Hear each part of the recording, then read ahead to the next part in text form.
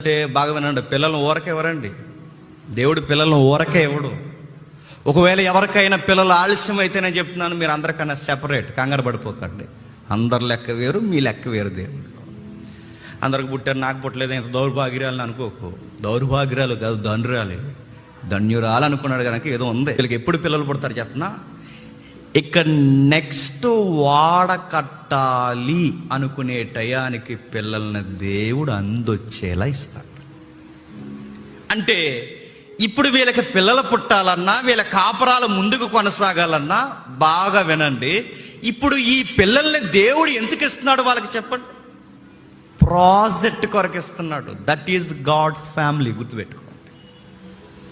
ఆ ఒలీవ మొక్కలు లాంటి పిల్లలు వస్తున్నారు. వచ్చిన తర్వాత వాళ్ళు ఏం చేస్తారు? నాన్నతో చెక్కలు మోస్తారు, నాన్నతో టిక్కుమని అక్కడ కర్రలు కొడతారు, నాన్నతో కట్టెలు మోస్తారు.